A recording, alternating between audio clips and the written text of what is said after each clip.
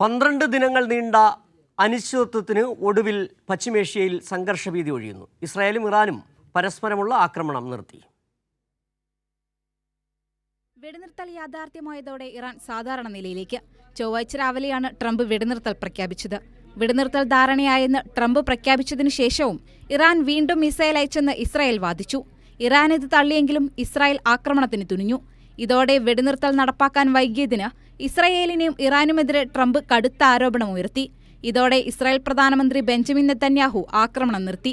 പിന്നാലെ വെടിനിർത്തൽ ധാരണ ഇരു രാജ്യങ്ങളും അംഗീകരിക്കുകയായിരുന്നു.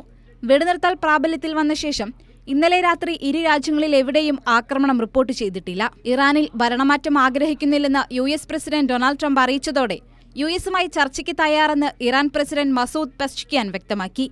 ഈ മാസം 13-ന് ഇസ്രായേൽ ഇറാന് നേരെ ഏകപക്ഷീയമായി നടത്തിയ ആക്രമണമാണ് പശ്ചിമേഷ്യയെ 12 ദിവസം ആശങ്കയിൽ നിർത്തിയത്. അതേസമയം വെടിനിർത്താനുള്ള നീക്കത്തെ ഐക്യരാഷ്ട്രസഭയും GCC രാഷ്ട്രങ്ങളും ലോകരാഷ്ട്രങ്ങളും സ്വീകരിച്ചു. പശ്ചിമേഷ്യ സംഘർഷം ഒഴിഞ്ഞതോടെ യുദ്ധഭീതി, വ്യാപാര പ്രതിസന്ധി, എണ്ണവിലക്കയറ്റം തുടങ്ങിയ ആശങ്കകൾക്കാണ് ഇതോടെ താൽക്കാലിക വിരാമമായിരിക്കുന്നത്.